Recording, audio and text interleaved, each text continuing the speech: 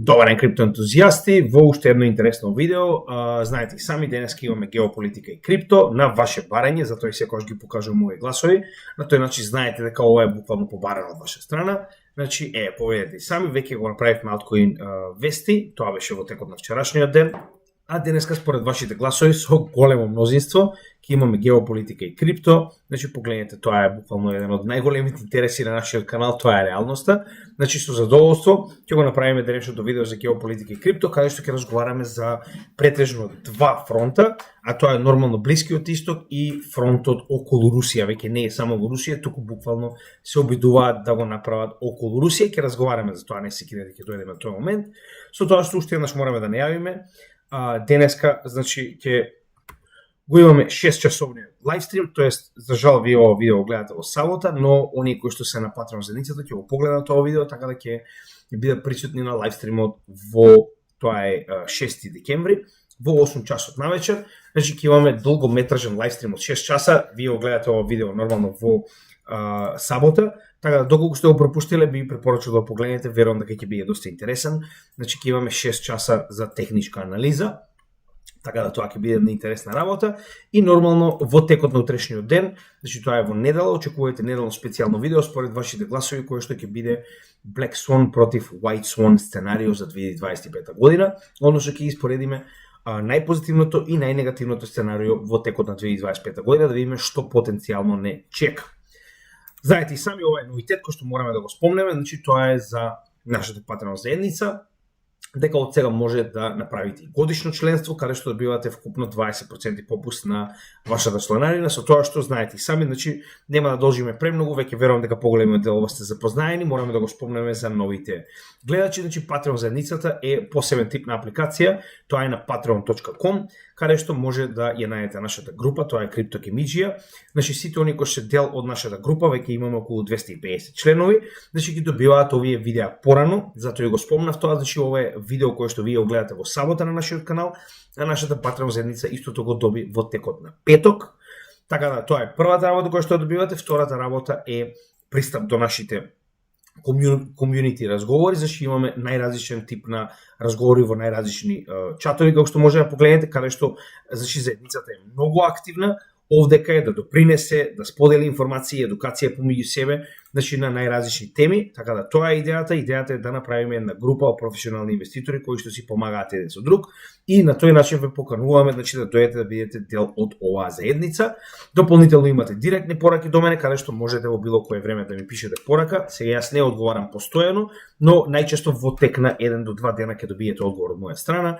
Овдека имаме 1 на 1 групата за сите наши Patreon членови, каде што можете да направите консултација со мене термин, како и нормално овдека значи правиме на оваа група еднаш месечно посебен тип на лайвстрим преку Microsoft Teams, на кој што ги споделуваме практично нашите мислења, значи луѓето кои што е дел од нашата заедница ќе може да ни постават директно прашања и тоа е доста интересен момент, веќе сме го направиле еднаш, планираме да го направиме во текот на следната недела, така да бидете дел нашата Patreon заедница и ќе можете да бидете дел и од овој посебен лайвстрим кој што потоа го објавуваме на нашиот канал. Со тоа што многу лесно може да најдете пристап до оваа апликација, значи во дескрипцијата на секој видео ќе го најдете овој линк кој што води до Patreon заедницата.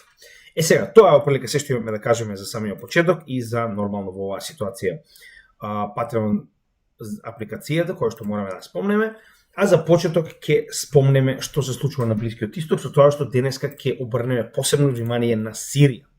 Но за почеток нормално мораме да објасниме што се случува во Блискиот исток, почеток нормално Хезболах и Либан. Значи нема да спомнеме денеска Газа затоа што видеото ќе трае 5 часа. Така да првата и најбитна работа е дека конечно официјално имаме примирие помеѓу Израел и Хезболах. Значи тоа е нормално на границата со Либан, оваа војна која што практично се водеше во последните 2 и 3 месеци, со тоа што значи Израел ова го прави затоа што е очигледно преморен. Значи еве како интересен факт, значи ќе покажеме кој е успехот на Израел во Либан сега и кој бил во, да речам, претходната офанзива во 80-тите. Со тоа што овдека преку мапи објаснето како треба да изгледа ова примирие, значи идејата е дека ќе треба само да го покажеме тој дел, само што овдека не е на второто, се извинувам. Значи примирието е ефективно и моментално се уште е во сила, што значи дека и Хезболах и Израел моментално не прават никакви воени акции на територијата на едниот и на другиот, со тоа што можеме да видиме дека идејата дека израелската војска треба да се повлече на сопствената територија, а Хезболах треба да се повлече над Литани реката.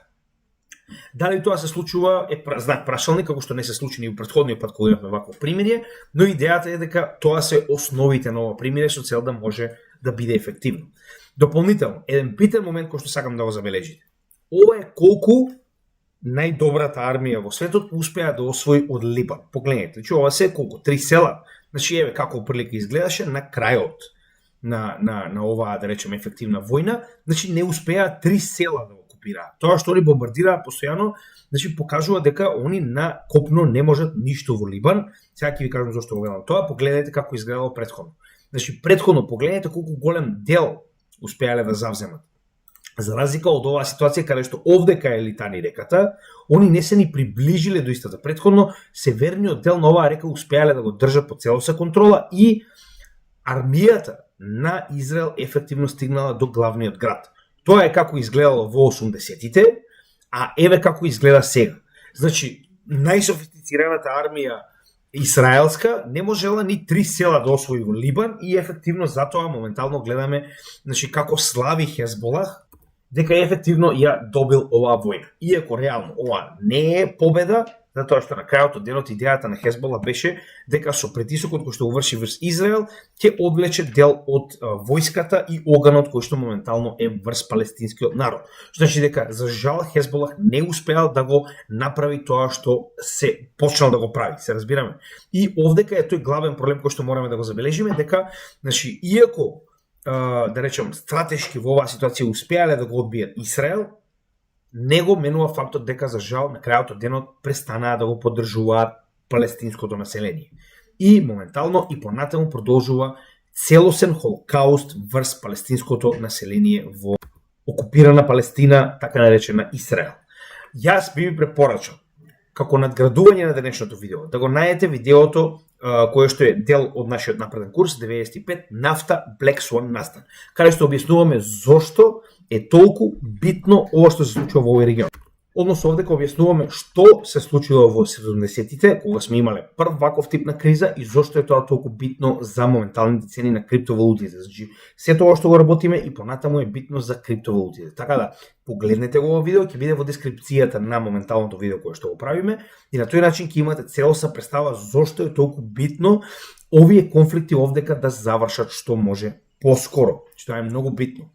Но, нели, нема да навлегуваме премногу, тоа сме го објаснувале многу пати. Сега само го спомнувам затоа што ќе биде дел од ова видео и ќе ви биде добра надграба да разберете зошто нафтениот шок е клучен за потенцијално паѓање на цените на криптовалутите и зошто толку се плашиме од ескалација во овој регион кој што може да доведе токму до тоа. Следна битна работа. Сакам сега, значи, многу внимателно да го погледнете ова. Зошто го велам? Значи, внимателно затоа што овие западни медиуми се, како да ви објаснам, значи овие западни медиуми се жива катастрофа. Значи погледнете. Кога им одговара, значи овој збор се заменува со терористи. Се разбираме? Ако не им одговара, значи тогаш се заменува со борци за слобода, со побуненици, се разбираме, со револуционери.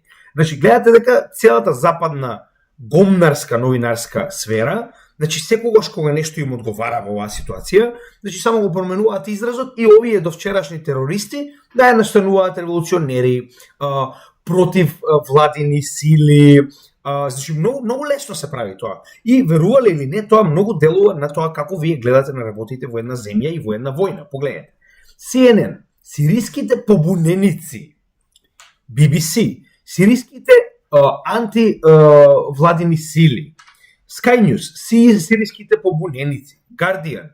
Значи, истата ситуација. Сега веќе не се терористи, сега затоа што нив им одговара ова, што се борат против Башар ал-Асад, што се борат против моментално силите кои што се дел од оската на отпор, кој што е под практично водство на Иран.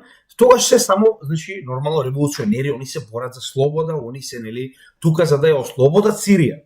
И сега зошто го велам ова? Значи, јас за да ви го објаснам овој конфликт, многу е тешко кога тоа го гледате, значи од сега па натаму, ќе го користиме сител како единица за глупост затоа што ме изнервираа многу со нивниот одговор на мојот Инстаграм пост, каде што дури навредени зашто сум спомнал дека не зборуваат за крипто, значи ми споделија линк дека има дури еден цел линк, цела една вест имаат за крипто сето. Така да, поради ваквото глупирање, ќе го користиме Сител телевизија за единица на глупост, кој што нема никаква разлика помеѓу CNN и BBC, само што CNN и BBC имаа повеќе буџет. На крајот од денот тоа е истите оние папагали западни и домашни кај нас, кои што нели следат западни папагали за истиот овој наратив. Односно, значи, прво да објасниме на оние кои што не им е јасно. Сирија не е целосна многу долго, се разбираме. После онаа војна која што има во, те речам, почетокот на 2010 и така натаму, каде што нормално ги имавме ISIS, се сеќавате, тоа е една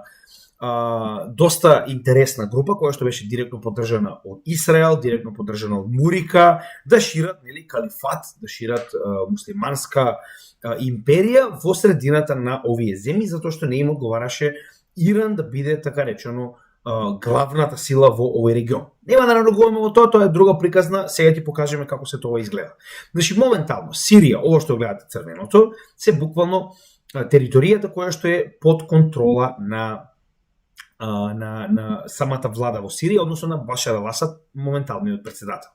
Ова што гледате жолто се американски бази, верували или не, и се територии под контрола на курдите. Значи ова е курдска војска и составена е од курди по национално, значи ова е практично моментално Америка се обидува да создаде Курдистан под негов протекторат, затоа што така им одговара. Им одговара Сирија да не биде целосна и Сирија да не биде практично споена со Либан, со Ирак, со Иран.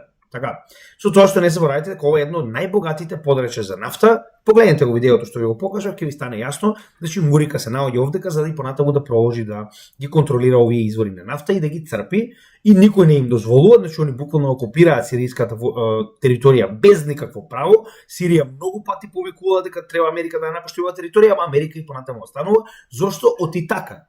Ете зошто. Се разбираме? Нема причина. За тоа што ја така сакам. Ми можеш што? Другата страна што гледате овдека е проблематичниот дел помеѓу Алепо и Идлиб, кој што е директно контролиран од Турција. И тоа, верували или не, Турција моментално наоружува терористички организации кои што директно потекнуваат од Ал-Нусра или од самиот ISIS или ISIS, како сакате. Не се секирајте, се ќе ви покажеме. Значи, ова се официјални податоци. Со тоа што еве ги фракциите кои што моментално се дел од оваа, да речем, страна. Значи сега моментално овдека е главниот конфликт, овдека е главната ескалација. Ја не можам да разберам само зашто Турција во оваа ситуација игра во раците на Израел. Тоа не можам да го разберам. Значи овдека имате глобален конфликт. Јас за тоа и ставив наслов како што може да видите дека никогаш не сме биле поблиску до Трета светска војна како во овој момент. Значи ова е ефективно почеток на Трета светска војна и тоа ќе ви покажам, значи страните се многу јасни и одма се гледа кој на чија страна е, само ако можете малку да читате меѓу редови. Значи, само не може да разберам зашто ретардираниот шиш кебаб се на страна на Израел после толку плукање. Значи, они моментално, буквално, во раката на Израел играат. Овие, тука што ги гледате, се терористички организации кои што потекнуваат уште од ИСИЛ и кои што се директно наоружени од шиш кебаб екипата. Се разбираме? Нели, пошто нас се многу блиски пријатели. 500 години робство. Далеко било тоа, одамне е. Сме заборавили. И сега, погледнете. Значи, овие фракции кои што ги гледат овдека се на истата таа територија и тоа посебно фортифицирани во Идлиб градот. Така. Сега, запамтете. Значи, најголемата од сите овие што ги гледат овдека, најголемата е Хајат Тарир Ал-Шам, која што директно потекнува од ИСИЛ. Сега ќе ви го покажеме тоа. Која што има најголема количина на војници, сите останати се фракции на истата, горе-доле.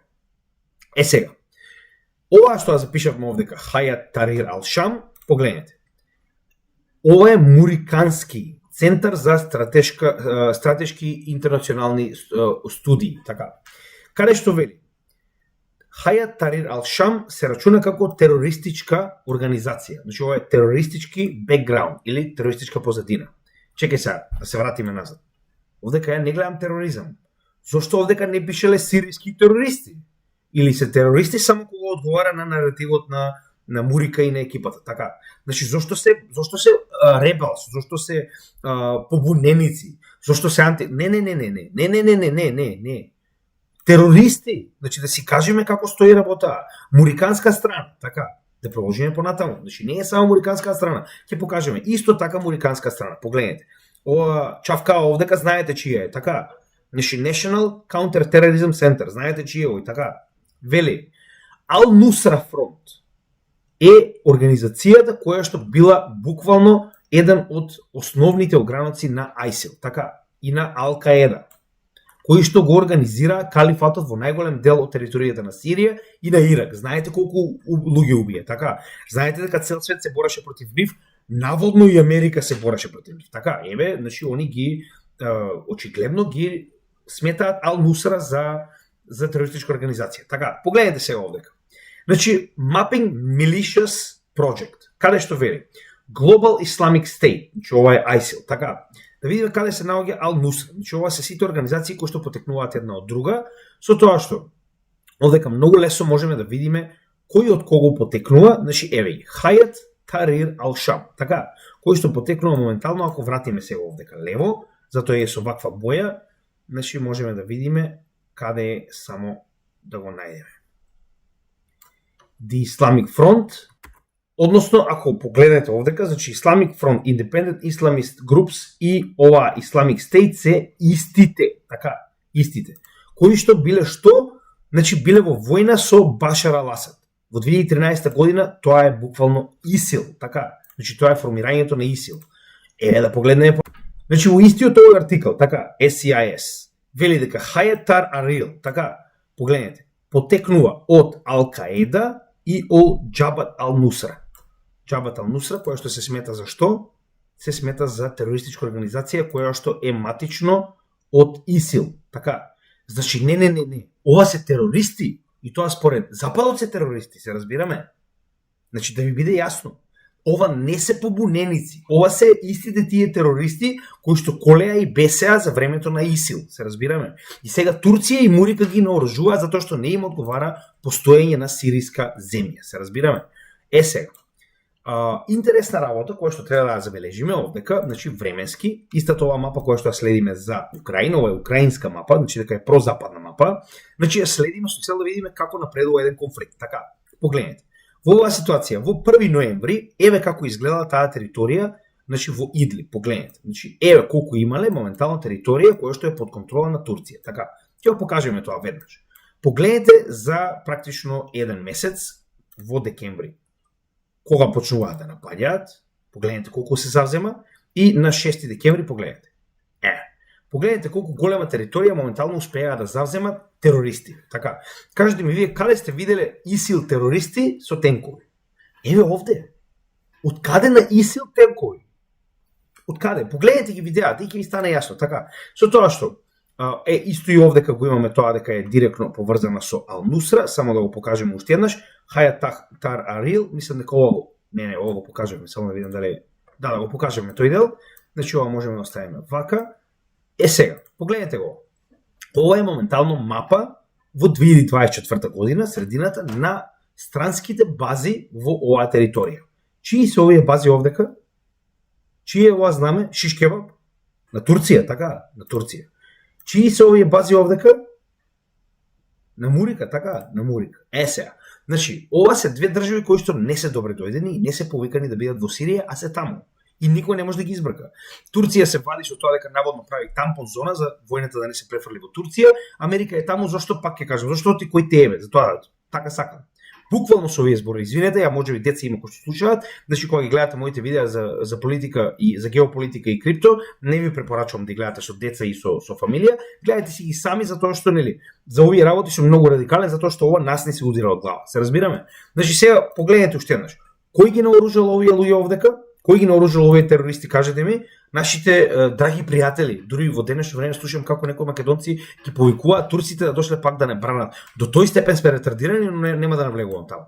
Значи, еве кој. Гледате сега кој? Значи, НАТО трупите на Шишкебаб, Турција и на Мурика, така. Значи, тие се тие кои што моментално го прават ова. И уште една битна работа. Вика Киев пост, значи ова е украински весник. Значи, тренирани од украинци, спонзорирани од турци, Сириски повторно побуненици, не се терористи, сега се побуненици зашто така не одговара. Се гледа доста цивилизирана екипа, така. Значи вика моментално го водат нападот на Алепо. Алепо е еден од најголемите градови кој што моментално го изгуби Сирија. Значи моментално Алепо е во рацете на да речем терористите овдека во оваа ситуација и не само Алепо, туку моментално падна уште еден голем град. Само овдека за жал не можам да ги покажам затоа што е многу овој град падна. Значи ова е Хама. Само да видам дали беше точно Хама, затоа што ја не ги памтам јас сега целосно нормално. Значи да, Хама се вика, само не може да ви покажам името, а Алепо веќе падна пред некое време. Значи Алепо е еден од најголемите градови кој што моментално беше под сириска контрола. Сега во оваа ситуација не може да разбере само зашто сириската војска се повлекува постојано. Верувам дека ова е поврзано со моментот дека моментално чекаа засилување, тоа ќе го покажеме следно. Идејата е дека сириската војска е во целосно повлекување и затоа толку брзо напредуваат овие побуненици, така. Сега следно. Вели Пентагон моментално вика нападна во Сирија. Кого го нападна? Сите они кои се обидуваат да помогнат на Башар ал-Асад да ја задржи државата каква што е. Значи, ефективно, 3 декември, моментално Мурика помага со бомбардирање, моментално Израел помага, погледнете и сами, значи, си извинувам, погрешна вест. Значи, Израел исто така ја бомбардира Сирија, 6 декември, ефективно денес. Значи, повторно, зошто е тоа така? Не ги бомбардира за џабе, за да спречи други сили да влезат во Сирија и да ја помогнат во незината одбрана.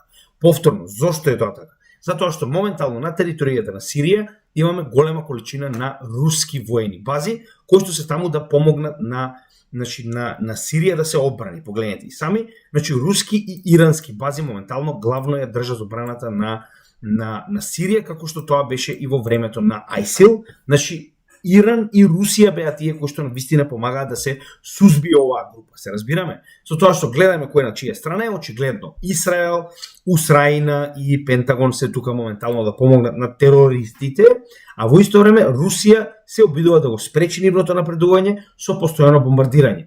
Да, знам, цивили се опрашање како на едната, така и на другата страна, видов дека има загинати цивили, моментално ово што гледаме се сириска и руска авиација која што се обидува да го спречи нивното проширување кон југ.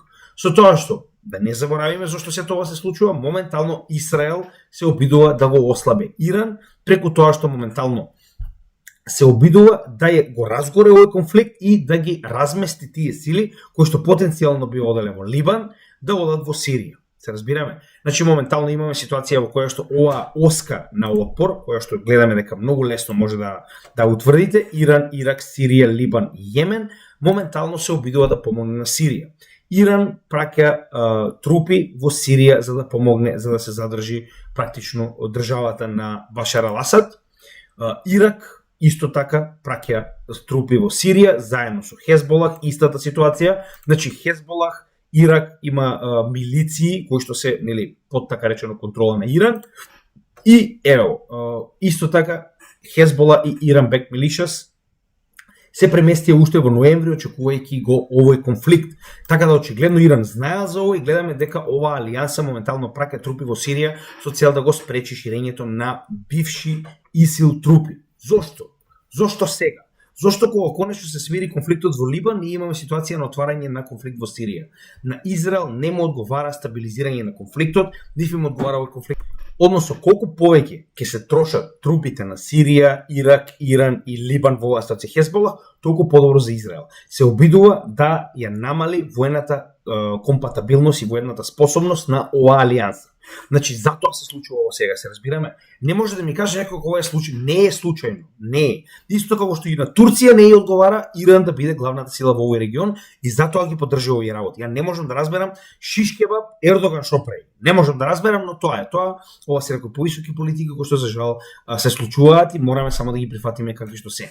Значи, за жал, овдека и понатаму се враќаме на овој момент.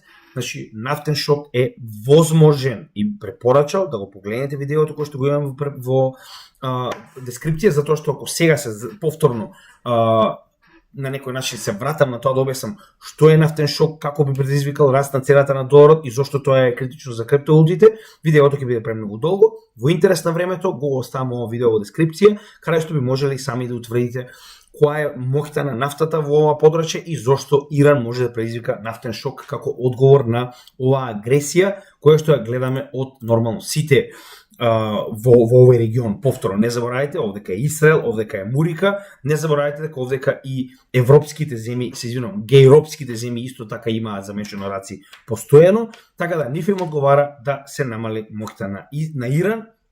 Нормално на Иран тоа не му одговара.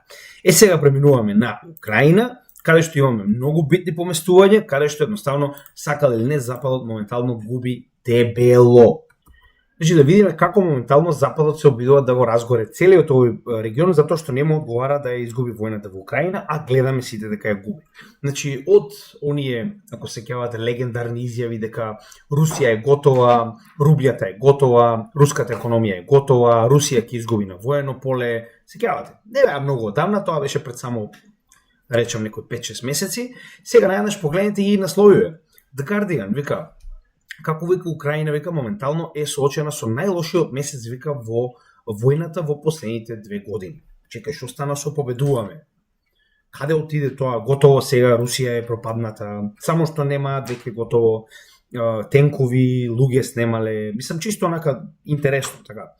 Русија вика моментално продолжува и понатаму вика да напредува со земање на повеќе и повеќе села. Дополнително, ако се сеќавате, исто не лажеа дека наводно имало stalemate, дека било, значи, немало напредок од ни една страна, дека, нели, Русија не можела да напредува, дека тука застанала работата, дека украинците ги задржуваат. Вика, Украина успеа да изгуби, вика, 40% од територијата која што имаше во Курск. Чекај, нели не може да ги победат, нели готово, Курск беше нивни, нели до Москва ќе одеа, се сеќавам на некои изјави. Сега најнаш вика 40% вика од територијата која што ја има во Курск, најнаш веќе не е под нивна контрола. Нешто да не грешно сум сватил, да не сум видел кој што треба. Од друга страна вика вака, погледнете мапа, да не биде дека јас. Погледнете, ова е на висок, да речем на малку подебел временски период. Вика од ноември 2023 година, каде што Бахмут и Авдиевка не беа во нивна контрола, погледнете што се случува сега најнаш. Под нивна контрола во април 2024 година, за 4 месеци, 5, така. Во јули 2024 година веќе беа далеку од Авдиевка и Бахмут и Часивјар е веќе загрозен. Не заборавајте, скоро иде земен Часивјар од страна на русите, ќе го покажеме тоа, не се секирајте. И Торецка исто така скоро под контрола. Наједнаш погледнете. Септември 2024 година Авдиевка каде веќе не се ни гледа и Бахмут. Така, Часивјар само што не паднал, Торецка паднат, се движиме кон Покровск.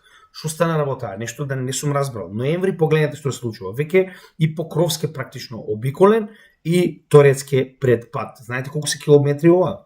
Ова се практично неколку Македонии што гледате овдека во километри, се разбираме.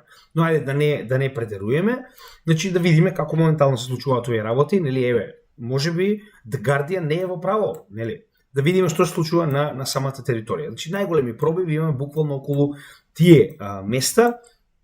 Значи, прво, погледнете го овој брег, чисто да ви стане јасно како тоа функционира, значи колку моментално напредува Русија, не што ви кажуваат на сител, туку колку моментално напредува Русија реално. Октомври 1, 2024 година, погледнете како изгледало, октомври 1, така. Погледнете како изгледа сега во декември. Значи, 2 месеци ќе земеме распон, чисто да видиме како изгледало прилика. Погледнете колку напредува. Така, големо е, така, големо е. Значи, истата ситуација можеме да забележиме. Овдека веќе го покажавме, да не должиме. Погледнете овде. Овде, ако сеќавате, ова не беше воопште нивно. Они беа на горливка негде во летото, така. Но погледнете сега, значи буквално овие урбани предели кои што гледаме овдека, постепено доаѓаат во рацете на русите, значи нели пошто stalemate изгледа не е stalemate, со тоа што моментално во овој дел највеќе се напреднати, тоа е ова така речено голема купола која што ја гледаме, Бахмут, така, Часивјар. Значи, погледнете каде биле во октомври, така, значи не биле ни влезени воопште во градот, за сега веќе градот скоро е целосно паднат под руска контрола. Погледнете, половина од градот, само уште западниот дел од градот е останат. Со тоа што една од главните работи е што Торец, како што покажавме, е скоро цел завземен, ова се градови тврдини. Тоа е една работа која што мора да запамтите. Ова се градови тврдини, ова не се туку така лесно, да речем, места кои што може лесно да ги завземете. Они и песни правеа за Бахмут, и песни правеа за сите овие Авдиивка, дека наводно не може, тоа никогаш нема да падне, и изгледа дека не е баш така, со тоа што главниот, да речем, главната ситуација и понатамо останува Покровск, каде што се смета за еден од главните, да речем, supply хабови на целиот овој предел, и гледаме дека постепено Покровск е заобиколен се повеќе и повеќе. Оно што дополнително го спомнавме е оваа нивна територија, која што, ако се сеќавате, во септември, кога се тоа се случи, беше многу поголема. За сега моментално да имаме ситуација во која што овие трупи овдека се оставени на милост и немилост, а моментално имаме десетици илјади, околу 50.000 активни војници во овој регион, кои што се обидуваат да ги отстранат украинските трупи, и тоа до јануари се обидуваат целосно да ги отстранат, со причина за да нема место за преговори за туѓа територија. Тоа никогаш немаше ни да биде опција, но во оваа ситуација, значи, се обидуваат целосно да ги отстранат со цел на Украина да бидат одземени сите, да речам, потенцијални преговарачки позиции. Значи, сега јас ви кажувам како моментално стои, тоа дали ви се допаѓа вас или не, тоа е ваш проблем, тоа е реалност. Значи, ова е реалност и не заборавајте дека ова е украинска мапа, ова не е руска мапа. Значи, Украина сама признава што и како е земено, се разбираме. Значи, пак ќе кажам, не е дали вас ви се допаѓа, не е дали вас ова ви одговара или не, на сите можеби сте гледали нешто друго, но еве како изгледа реалноста од западни медиуми. Ние секогаш користиме западни медиуми со цел да видите дека западните медиуми со целото лажење не може да скријат оваа ситуација каква што реално моментално е. И сега, откако го завршивме овој дел, видовме дека Украина не да губи, не го губи како Грчка, што викаат кај нас дома, значи да видиме како светот гледа на сето ова, или кое е решението кое што треба магично да ја поправи оваа војна во корист на Украина. Вика, администрацијата на Бајден бара од Украина да ја намали, вика, границата за рекрутација на 18 години.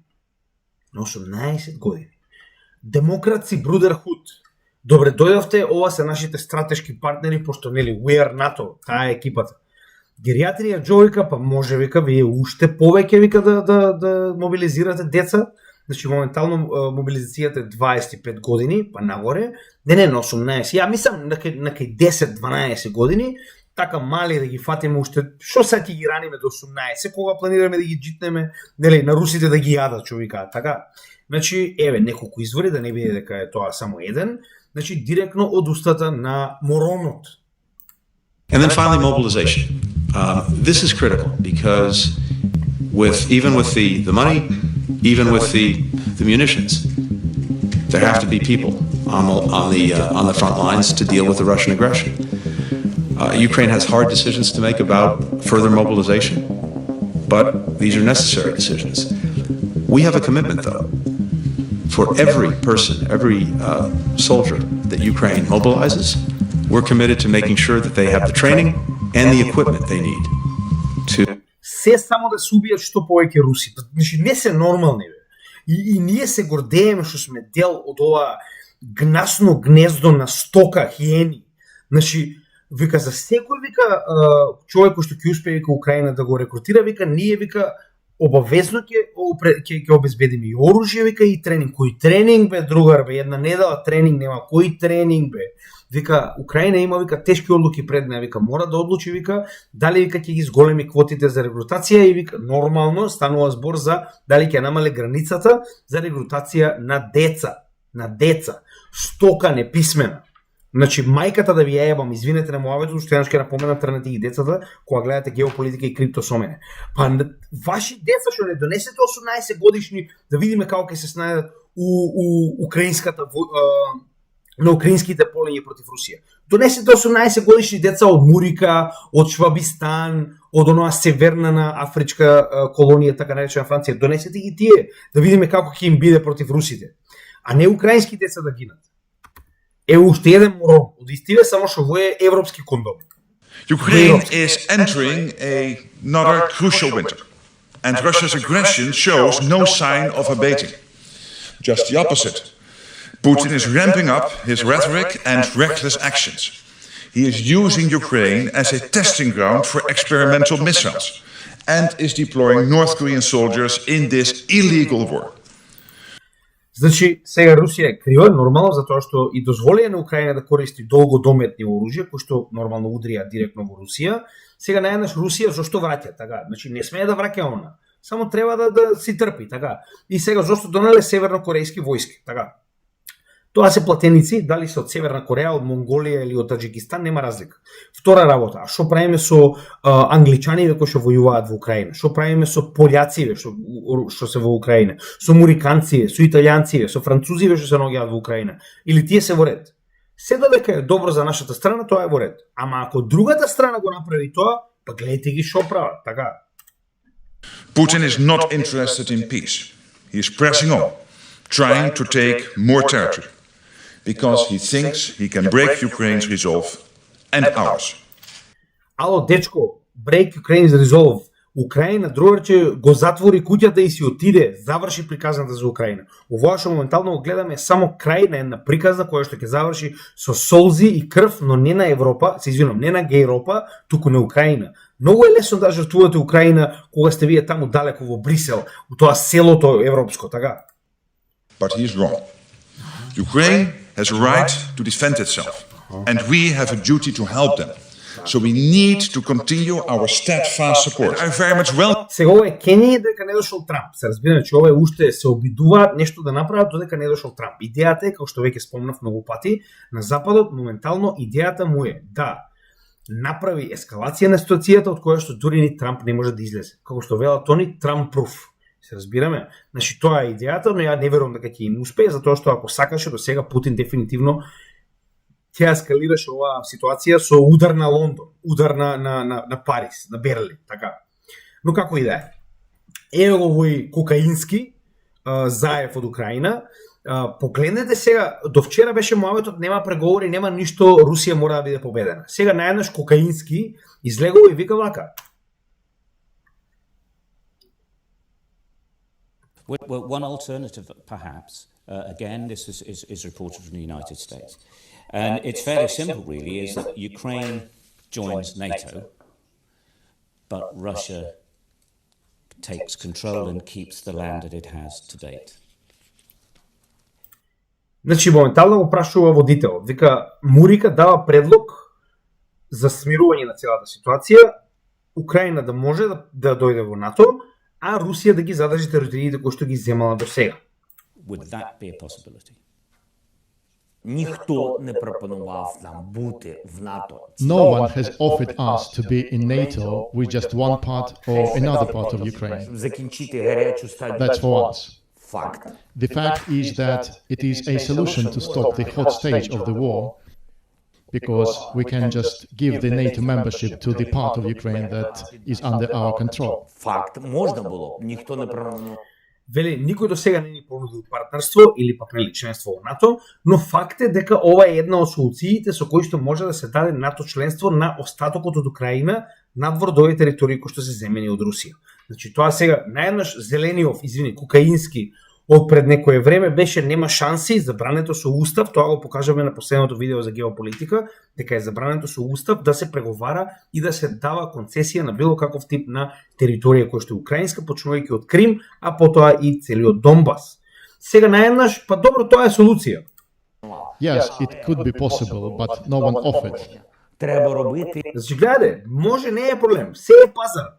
Заев од Украина, не е проблем, ќе го дадеме куќата, ќе направиме промени, што треба, не е проблем. Ете, тоа се тие лидери денеска, драги мои, кои што моментално се директно кукли на Западот, се разбираме. Значи да напоменеме дека целата оваа идеја ќе оди во вода на 20 јануари, кога дедо Трамп ќе дојде на власт, значи да ви биде јасно, тука завршува приказната, со тоа што Трамп прв кажува дека Украина нема да влезе во НАТО, не само Трамп, значи Трамп е небитен во оваа ситуација, Русија кажува дека Украина нема да влезе во НАТО, дека било каков тип на интервенција на НАТО во Украина ќе биде смртоносна за НАТО, значи тоа ќе ви го пуштам, Лавров го изјави повторно пред некој ден, ја не можам да разберам, вие на Запад се целосно ретардирани, значи буквално целата ситуација е еден куршум пред Трета светска војна. Треба да ви биде јасно ова.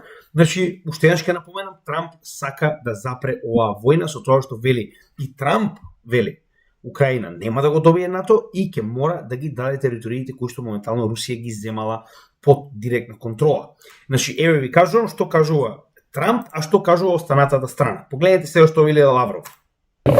No NATO, absolutely no military bases, no military exercises on the Ukrainian soil with participation of foreign troops.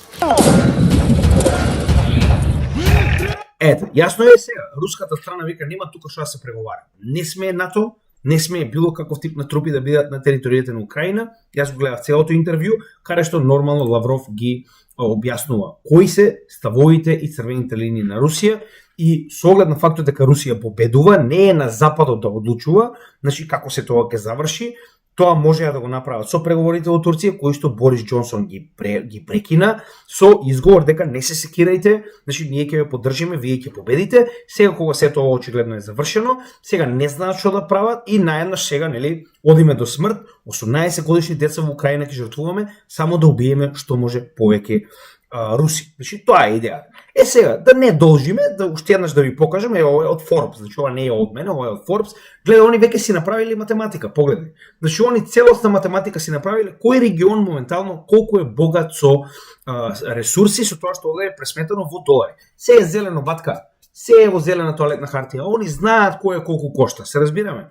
Што е маката? Маката е што овие делови кои што ги гледат овдека е тешки милиарди вредни ресурси кои што денеска се многу битни и тоа посебно кога станува збор за литиум.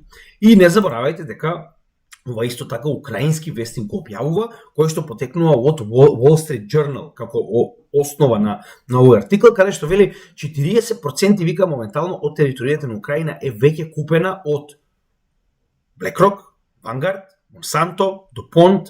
Значи, они веќе си купиле, се работава сега ако дозволат Русија да победи, ништо од тоа што го купиле нема да биде во нивни раце. Тоа е маката, се разбираме. Значи, да сите да ви биде јасно, 28% не се на Мурика, него имате овдека други, да речам, компании, и нешто мало овдека имаме на Кина, кој што очигледно ќе го добие кога целата оваа ситуација ќе заврши, затоа што ова е делот од Донбас, кој што моментално гледаме. Идејата која е? Значи, на крајот од денот, целиот овој пазар е математика, економија. Нив не ги интересира Украина. Ги боли нив стапот за демократија во Украина. Ги боли нив стапот за тоа дали кокаински ќе остане или не ќе остане на власт. На крајот од денот е во што они го купиле со овие кредити што ги дадоа на Украина да можат да го задржат, затоа што Украина е втората по големина житница во светот. Да бидеме јасни, Монсанто е еден од најголемите производители на храна. И нив им е битно ова да го задржат затоа што на крајот од денот џаве целата оваа инвестиција ако ова е под страна на Русија. Дали ви е јасно тоа? Така да еве која е математиката, чисто ако не ви е јасно. Сега да се вратиме на една многу битна ситуација. Значи, ако се сеќавате, значи, очигледно ова не е од вчера, некои од луѓето кои што ги гледам моментално се обидуваат да ве представат дека ова е од вчера, не е далеко од вчера. Значи, во Грузија овој конфликт потекнува уште од пролета, летото, кога се донесе овој закон за странски агенти. Односно, значи, но, знаете како, Западот е ретардиран комплетно, тоа веќе го знае. Нив, значи, име задача да представат се што не им одговара во негативно светло. Овој закон јасно подцртува дека секоја невладина организација, секој поединец, физичко или правно лице, кое што е финансирано од странство, мора да ги пријави финансиите. Каде е тука проблемов? Кој е тука проблемов? Ниту ви ги одзема, ниту ви ги забранува. Ви велат дека мора да ги пријавите со цел да се знае под чие влијание сте вие. Ако некој вас ви дава пари, тоа многу добро го знаеме ние кај нас со нашите невладени организации, за кои се пропаганди работа дома и нели нашата шарена револуција, која што моментално ја гледаме во Грузија, која што претходно ја гледаме во Киев. Значи, стоката за падњачка ги користи овие шарени револуции секогаш кога има потреба за да сруши некоја власт која што не работи за западните морони. Значи, да се разбереме. Тука е, тоа е. Нема дали ви се допаѓа, не ме интересира, значи нема тука што да разговараме. Тоа е тоа. Веќе видено во многу земји моментално се обидуваат да го направат во Грузија. Не за џабе и затоа пишува зошто Грузија, зошто сега и кој. Исто како што тоа го направивме во Сирија. Истата ваа банда, Израел, Мурика, Северна Афричка колонија, така наречена Франција, Мала Британија, Швабистан, сите тие гомна се овдека моментално инволвирани и ќе ви го покажам тоа со докази. Значи, да почнеме прво од законот кој што беше проблемот. Значи, BBC, Вика, Грузија одобрува контроверзен закон, вика, за странски агенти, кој што моментално, вика, предизвика протести. Не забораваме дека на протестите имаше повеќе мурикански знамења отколку грузиски, вика, стотици грузиски невладини организации, вика, се овде, вика, да се спротистават на ваквиот закон за странски агенти. Зошто? Зошто? За да се знае од каде доаѓаат парите на овие невладини организации. Тука ли е проблемот? И сега најначалник рече, ама тоа е против демократија, нели? Вика, и покрај огромните протести, грузиската влада и парламент одлучија да го изгласаат овој закон кој што е проблем за демократија. Значи, ова е рушење на демократијата, вика, политико. Грузија одобрува закон за странски агенти кој што очигледно на западните страни не им се свиѓа. Че да не забораваме дека цела Гејропа, цела Мурика тука стана како е тоа узурпирање на демократија. Како бе, брат, узурпирање? Како узурпирање на демократија? Тоа е демократија, да имаме транспарентност, да знаеме кој ги плаќа овие гомна во невладените организации. Тоа е демократија. Али не е демократија кога не ви одговара. Зошто? Затоа што, ајде да погледнеме, нели, во Грузија е проблем ако се донесе овој закон. Ама во Америка веќе го има. Foreign Agents Registration Act. Чекај. Са сакаш да ми кажеш дека во Мурика, ако некој добива средства од Русија, мора да ги регистрира. Значи во Америка постои овој закон, ама во Грузија е проблем. Затоа што кога Америка праќа средства во Грузија, тоа е недозволиво. Не може сега вие да им се мешате во приватноста на NGOs, кој ги плаќа, кој ги финансира, чија пропаганда работат во твојата земја. Така, значи проблем е, така. Исто да се подсетиме на уште една ваква колониалистичка сила. Се сеќавате чија е Круна? Така, на Мала Британија. Вика, Foreign Influence Registration Scheme FACCI. Чекај се. Сакаш да кажеш дека ако ова како закон го имаме во Мала Британија и во Мурика, тоа е во ред. Затоа што не можеме ние да дозволиме туѓо влијание во Мала Британија и во Мурика, кај што треба само нашето влијание и нашето перење мозоци да биде достапно за граѓаните. Ама во Грузија, која што е на јужната граница на Русија, тоа е недозволиво. Како смеат они да бараат на невладините организации да кажат кој ги плаќа? Па стока, бе! Па какви недемократи, бе! И кога ги избраа овие истава влада, Georgian Dream или грузиски сон, да биде повторно, наеднаш не им се допаѓа на Гејропа и вика, не, вика бараме нови избори. Чекај. Кој си, бе, брат, ти да бараш нови избори у друга држава? Значи, оваа држава нема никаква врска со Гејропа, оваа држава нема никаква врска со оние Брисел сејацине. Значи, народ си избрал на демократски избори, кој ќе биде влада. Што ти имаш да повикуваш на друга влада? Кој те праша тебе, бе? Сејак од Брисел. Што имаш ти со тоа кој ќе биде, си опрале луѓето таму? Тоа е демократија. Или пак ќе кажам, демократија ако на Гејропа ја одговара. Иначе не е демократија. Вика, ова е очигледно, погледнете сами, че ова е од парламентот на Гејропа, ова не е некој вестник или не знам таблоид. Че ова е директно парламентот на Гејропа вели дека треба нови избори. Зошто оти така? Истата ситуација, оти така. Моментално сега да не забораваме дека што не им одговара оваа влада затоа што ги суспендираше. Па како нема да ги суспендира? Па гледај која стока се наоѓа на запад. Па нормално да ги суспендира односите со Гејропа и нашиот пат кон Гејропа. Види нас каде не однесоа патот до Европа, провинцијска слава, со смкнати гаки и опинок во глава, да не ви е познато овој текст. Ако не вие запишете го, има една песничка, напишана е од едни предавници кои што сега пееја за НАТО, така наречени Архангел, кој што јас многу ги ценев со минато, ценев. Значи, тоа ни се случуваше нас, сега моментално ни сакаат тоа да се случува на сите, да си направиме повеќе провинции, се разбираме. Вика, водечки, вика, членови на парламентот на Гејропа ги осудија репресијата на Грузија против моментално мирните протестанти. Ќе видиме овие сега шарење колку се мирни во Грузија и тоа ќе ви го покажеме се со факти. И вика бараат, вика, санкции од Гејропа врз Грузија. Чекај, зошто? Значи, се вратиме се назад. Значи, во Гејропа го имате овој закон за странски агенти, но не може да го има во Грузија. Во Гејропа, значи, не може некој да ви каже кого да го изберете и дали треба да имате ваква влада или не, но во Грузија Гејропа кажува кој треба да биде влада. И ако не им се допаѓа резултатот, треба да сменат оваа влада. И сега затоа што тоа не било испочитувано, желбите на Брисел, значи сега треба да ги санкционираме, така. Значи тоа е демократија. Ја како поинаку? Ако тоа не е демократија, не знам што е. Од друга страна, кога ќе ви текне дека демократија доаѓа од циганите на југ, се ви станува јасно. Значи кога ќе видите циганите на југ колку се способни за демократија, што ја измислиле демократија, тоа ви станува јасно, така? И нормално тука е и Мурика да се приклучи на санкциите, затоа што срам да име на грузиците се обидуваат да се ја стабилизираат земјата. И балтичките држави исто така кловнови кондоми на НАТО, исто така се овдека да продолжат со санкции, значи не смеете да се оддалечувате од Европа. Нема тука дали вие сакате или не. Или сте со нас, или санкции. Така. И како да ви објаснам, сега тука овдека стандардно, тоа е најнаш Европа е многу загрижена за полициската бруталност, кога во Франција жандармеријата тепа како да нема утре, е добро да е сега тоа, се случиле протести и ги истепале луѓето, како тоа се случува во Англија. Е добро да е Англија, цивилизирани земји се тоа. Значи таму полицијата тепа, иако има бруталност, само они се демократски. Значи знаат они колку треба да бруталност да се искористи, се разбираме. Ама кога тоа се случува во Грузија, тоа е неприфатливо. И нормално овдека сега и Мурика и Гейропа, значи понатаму продолжуваат да ги поддржуваат овие протести преку нивните NGO со тоа што буквално ги снабдуваат со се што им е потребно за да практично се обидат да направат превлад, значи ова е слично на Мајдан. Се обидуваат да направат втор Мајдан и се тоа се обидуваат да го направат пред Трамп, затоа што ако дојде Трамп, ова ќе заврши. Така да затоа и моментално толку се форсира ова да се заврши, затоа што ако дојде Трамп, веќе овие NGOs може да заборават дека некој ќе им прати ниту цент и да ви биде јасно, со Трамп оваа ситуација ќе заврши. А еве ги мирните протестанти, значи да се разбереме, значи протестирање е една работа, ова не е протестирање. Ова ако го направите на полиција во нормална држава ќе ве убие.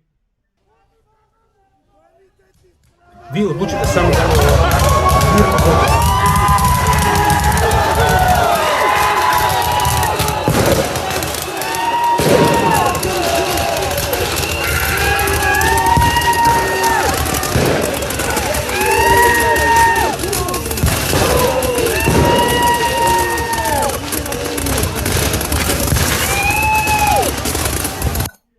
Мирни протести, 4 дена, да не испаде дека ја рекоа старо видео. Во Тбилиси, главниот град на Грузија, пред 4 дена. Мирни протестанти, вика полиција, брутална маме му ева. Тоа што некој кон нив користи ваков тип на пирографија, тоа е не пиротехника, тоа е во ред.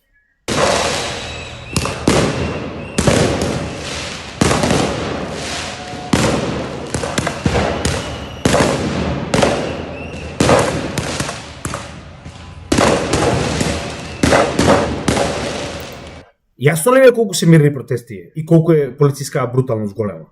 Значи, пак ќе ви кажам ја, во нормална држава, значи, полиција може комотно да ве пука. Па сега вие одлучите натаму дали е премногу или не е брутална полиција. И сега една многу битна работа која што треба да забележиме. Се сеќавате во Украина кога она свиња на Нуленд дојде и на Мајдан делеше крофни? Се сеќавате? Значи, имате ситуација во која што имате отворен бунт во државата и наеднаш се шетаат представници на туѓа држава и поддршка даваат, они се тука со народ. Чекај. Што кури имаш ти, другар, од Германија, овој селјако што гледате овдека, што кури имаш ти од парламентот во Европа, значи од Германија, да дојдеш во Тбилиси да држиш говори на овие што протестираат? Што имаш ти со Грузија? Дај кажи ми.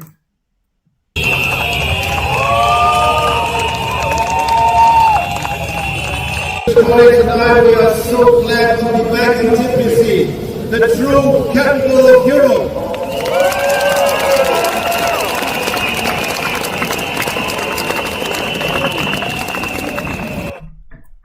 Значи, свињава нацистичка наједнаш дојде во Тбилиси, кога се случи ово и веле, многу ми е мило што се повторно вика во Тбилиси, вика, на вистинскиот, вика, главен град на Европа. Чекај. Како сега Тбилиси стана главен град на Европа? Како ви одговара во моментот? Значи, кај треба да се направи проблем? Тука сме и, нели, в Европа, Unity, Democracy, Brotherhood, нема проблем. We are enjoying your hospitality, but I really know that some people here in your country, especially in the government and in the ruling party, are not really happy about our visit. But we are not enemies, we are friends. We are friends of free and democratic Georgia in the very heart of Europe. That's your place, and you deserve it. They criticize us.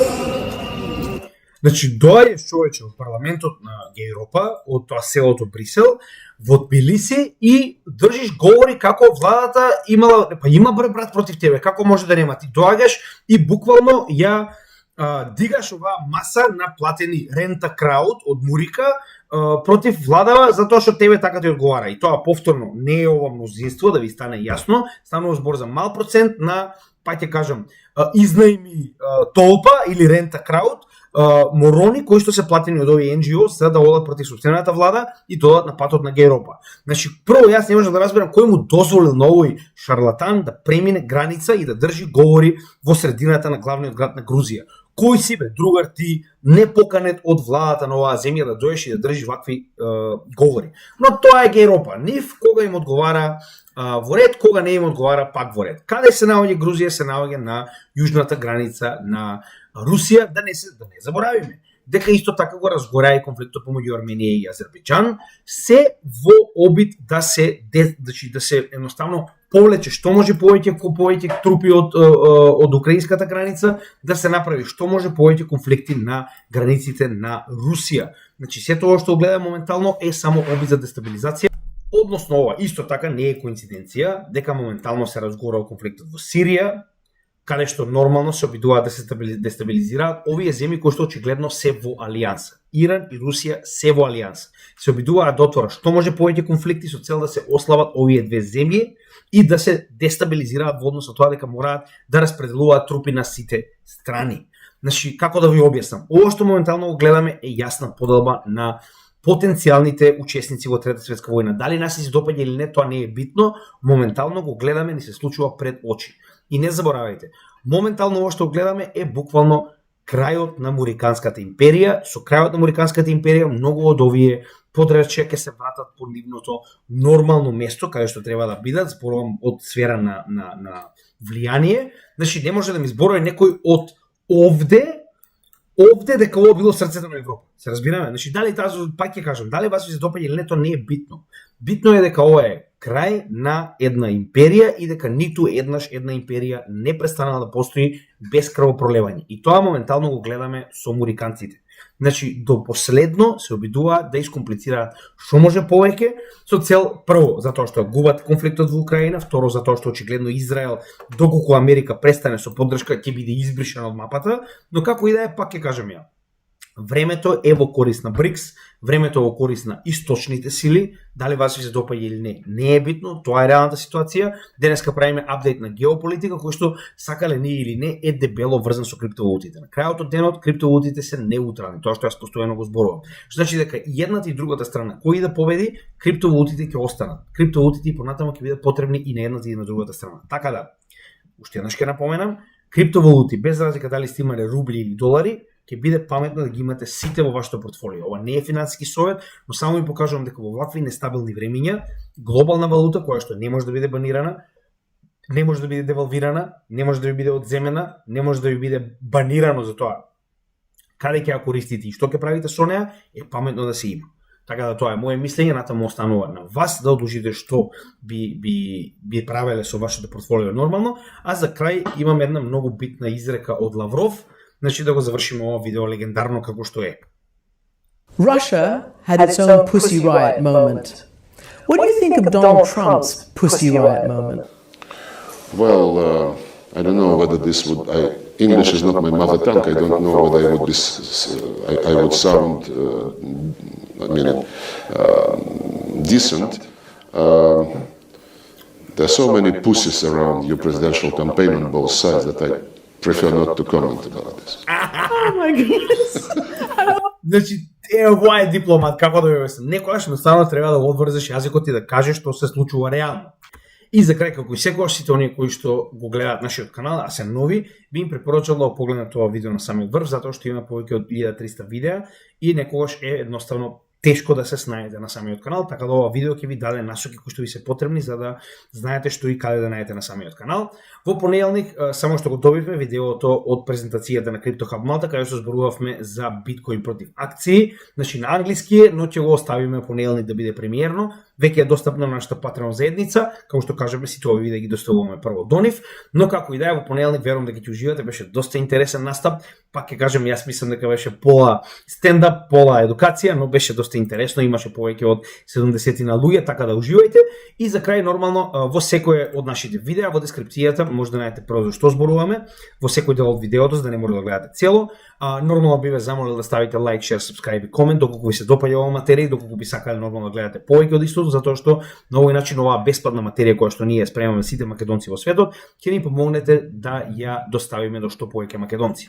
Дополнително овдека ги имате линкот до Patreon membership, како што кажавме, онаа апликација каде што ги доставуваме материјалите прво и нашата организирана, да речем, заедница на инвеститори. Потоа ги имате Купи ми кафе и блокчейн адресите кои што ги користиме за добротворниот дел на нашата работа, односно сите овие донации кои што ги имате доставено до нас, како и последниот пат ќе бидат доставени до некоја кауза во Македонија. Последниот пат ги искористивме со цел да купиме прехранбени продукти во износ од 800-700 евра за една црковна организација во Велес. Понатаму ќе видиме каде е потребно, ќе помогнеме кога ќе имаме доволно средства. Ова се нашите социјални мрежи, за следете ги, затоа што имаме дополнителен материјал кој што го објавуваме на истите, како и нашите резервни канали на Odyssey, Rumble и YouTube. Секој утро на YouTube објавуваме од нашата 130 видеа колекција за напреден курс на техничка и фундаментална анализа, каде што оние кои се поназад ќе може да го следат овој курс повторно со цел да едноставно дојдат до оној напреден стадиум каде што се наоѓаат сите наши членови на оваа заедница. Така да ви благодарам, се гледаме во следното видео и поздрав од Крипто Гимичи.